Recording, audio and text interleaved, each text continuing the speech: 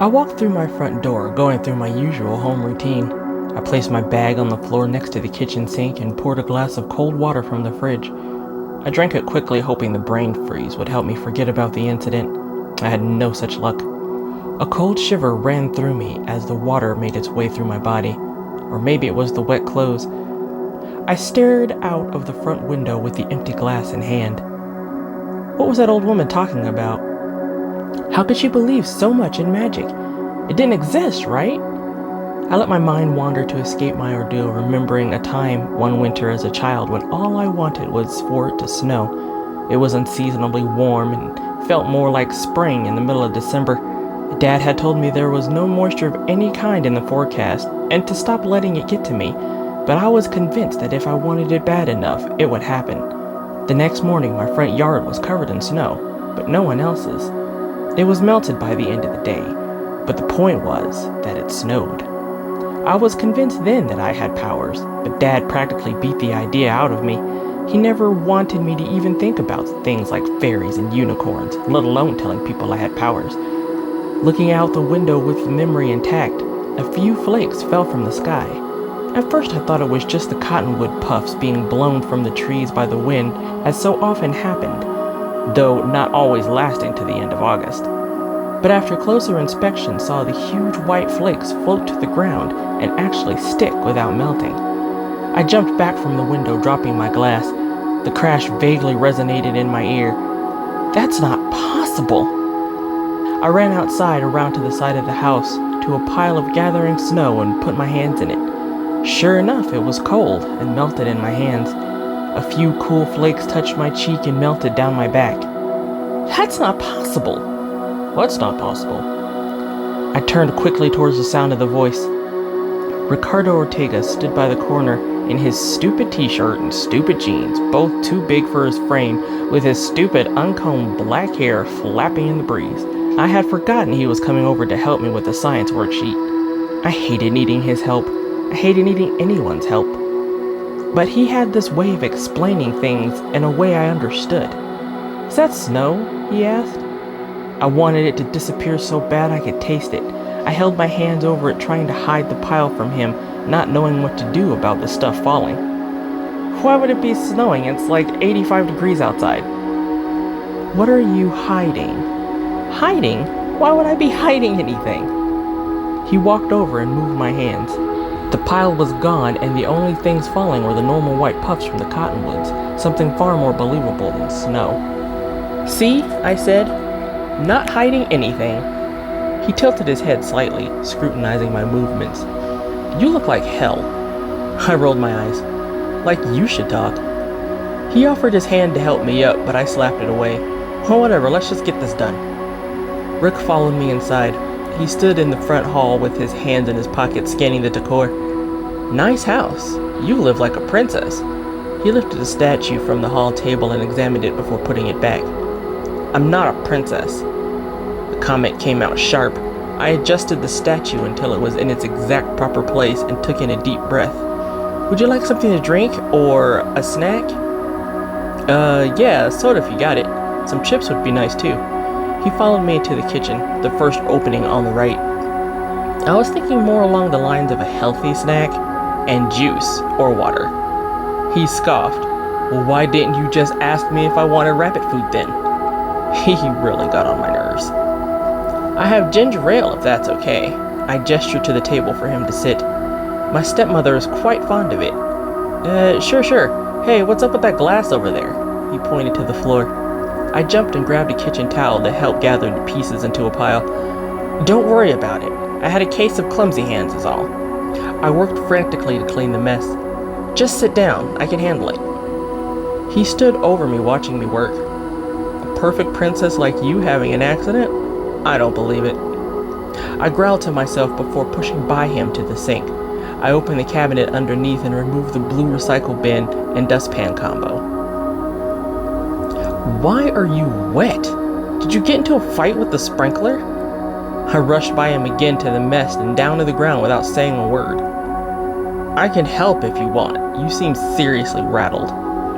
I'm fine, I snapped, tossing bits of glass into the bin and shaking out the towel. I reached all around the area with a towel until I was satisfied it was clean, and then swept the smaller pieces with the little hand broom. I would have to give the entire kitchen floor proper cleaning before dinner. After returning the items to their proper place and washing my hands, I took a deep breath, trying to compose myself. I returned to the fridge and grabbed a can of soda and a bottle of water before placing them on the table. "Would you like ice?" He reached out and grabbed my hand. "You cut yourself. Do you even know how to be careful?" I jerked my hand away and turned back to the sink to clean the wound. "I asked you a question." He popped the top on the can and took a loud, deliberate slurp before sitting. No. You gonna put a bandage on that?" I wrapped a paper towel around it just to hold the blood in until it stopped. It's not like it was a big cut. "Let's just get this started." We did the worksheet in mostly silence, only talking when I needed an explanation. He loudly crunched the carrots, practically spewing food everywhere from his open gullet, and slurped his soda. I was always amazed, however, at how well he knew the material, since the notes that he stuffed recklessly into his binder had no sort of order. "Do you believe in magic?" Rick asked nonchalantly, breaking our silence. I dropped my pencil and looked at him. "Why would you ask me that?" "No reason, I guess. It was just a question." He shoved another entire baby carrot into his mouth and looked back at his paper. "Why would you ask me that? Questions like that don't just pop out of the blue." I froze in my chair, keeping my eyes on my pencil like it was going to roll away. He scrutinized me. I could feel his eyes boring into my skull, judging me for being so apprehensive. "You sure are jumpy. Kinda stuck up, too." I glanced at him. He had a smile plastered across his face. "I'm not stuck up." "Sorry, princess." There was that word again. "No, I don't believe in magic." I picked up my pencil and continued with the worksheet, snapping the lead with the pressure. I heard him clear his throat, most likely trying not to laugh. I glanced up at him, but his face was normal. He caught me staring. "What is it, princess? Need help?" No, I thought... Never mind." I looked away and tried to steady my bouncing knee. There was a moment of silence. "You thought I was laughing at you?" I looked at him again, and the corner of his lips lifted into a crooked smile. I found myself a little flustered. "Why would you ask that?" "Doesn't matter," he said. I wouldn't have said anything if it didn't matter. Have you ever heard of the beings in the magical world? What, like dragons and unicorns and whatnot? Sure, that's a start. What about the fae or fairy folk? Where are you going with this? He shrugged, just making conversation. This isn't the type of idle conversation that just happens, Ricardo. He smiled. I did have an agenda. I'm not sure how to tell you about it in a way that won't upset you and make you think I'm crazy. I already think you're crazy, so just come out with it. He took in a deep breath and started to say something, but there was a strange sound coming from my bag. I watched as a pointy little green creature emerged with the book I thought I left at that crazy store. I gasped, "What is that?"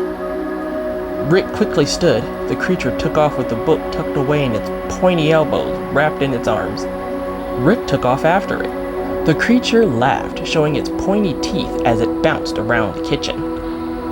Rick was athletic, but there was no way he could possibly catch something so quick and nimble. "Ash!" Rick called out. A creature about the size of a small cat materialized out of nowhere.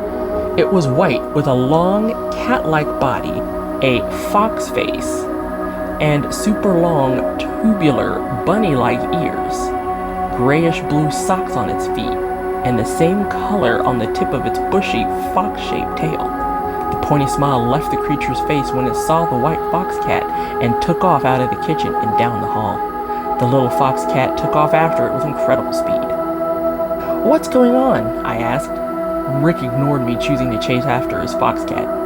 I heard thumping all around the upper level, along with laughter and growling. There was a crash in one of the rooms. Rick started shouting something I couldn't quite understand.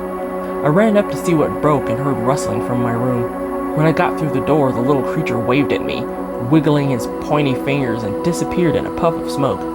I looked at Rick. He was kneeling and holding his fox cat in his arms. The animal was screeching an ear-piercing shrill, and its foot was bleeding. "Give me your hand," Rick ordered. "What? Why?" "Don't ask questions, just do it." He grabbed my arm and pulled me to him, placing my hand on his fox cat. "What are you—" He shushed me. "Just take a deep breath and concentrate on helping Ash." I didn't understand what he was saying to me, but he was really upset. The howling of the animal made it clear it was in pain. I didn't like hearing it in pain. I felt helpless and wanted it to be okay. More than anything, I wanted it to be okay. My hand felt warm, and little gold-colored balls of light came out, wrapping around the animal and concentrating in the wound. The screeching started to subside, and the creature calmed down. Rick held his face close to it, whispering something in its ear.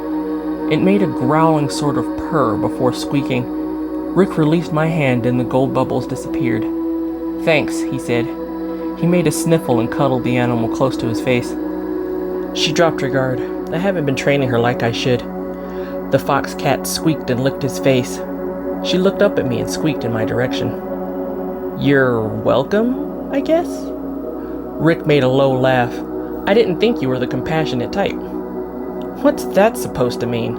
"Nothing. Forget I brought it up." He stood up and looked me in the eyes.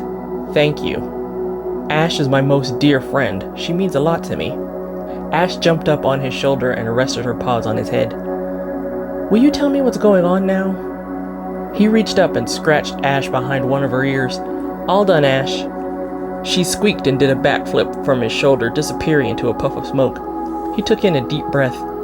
"What I was trying to tell you earlier is that I'm your guardian." "My what?" "Your magical guardian, protector, and guide to the magical realm. You are a direct descendant of a seriously powerful witch and the best custodian in human history." "Witches, magical guardian? What are you talking about?" "I'm trying to explain. How can you not know about your magical roots?" "My dad never told me about any magical roots. He doesn't even like the idea of magical anything at all." "Okay, well, a custodian is a protector of the magical world, like the leader of the Fae." "Fae?" "Fairies, gnomes, you know, the wee folk." "Did you hit your head?" He chuckled. "I knew this would be difficult, but I didn't know you were so ignorant of the magical world." "I'm not ignorant." "Of the magical world," he stressed. "Did you not hear me say that part?" I crossed my arms. "So tell me about it." "Okay, well, there's this evil being who goes by the name of Morgan, the leader of the Jinn." "The Jinn? Are they like these wee folk?" No. Just like good and evil among people, there's also good and evil in the magical world." "And Jinn are evil?" He let out a sigh. "More mischievous than evil, sort of like coyote." "What does a coyote have to do with anything?" "Not a coyote. Geez, how do you live out here and not know a single Native American?" He drifted from his thought. "Look, all you need to know right now is that Morgan wants to rule the magical world, and he can do so with the information in the book that Boggart just stole." "Boggart?" He ignored my confusion, obviously tired by it. I stared at him. I didn't believe a word he was saying to me. "So what's in the book?" "Your book," he stressed. "And it contains a wealth of spells acquired over the years, like spells to give you more power, and one to take them away." He watched me, gazing my response. "I don't have any magic." "You just healed my summon creature, and earlier today you made it snow." I gasped. "I did nothing of the sort." He smiled and shook his head. "My great aunt told me this would be difficult." I looked around my room. Papers had been thrown from my desk and around the floor. Books were pushed from the shelves. Clothes were haphazardly tossed about. My bed was no longer pristine, and my ceramic cat bookend was smashed into pieces. One sad emerald-colored eye stared up at me. He followed my gaze. "Oh, sorry about that. I'll help you clean it up.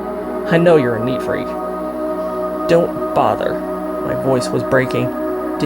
Did it mean something to you?" "It was my grandmother's." There was a moment of silence. You know, he started to say something, but let the idea go with a deep sigh. I should have been more careful. Yes, you should have. I'll leave you to it then. And see you tomorrow? I nodded. Yeah. I'll see myself out. I listened to his footsteps head down the stairs and out the door before I slumped into a heap on my floor and cried.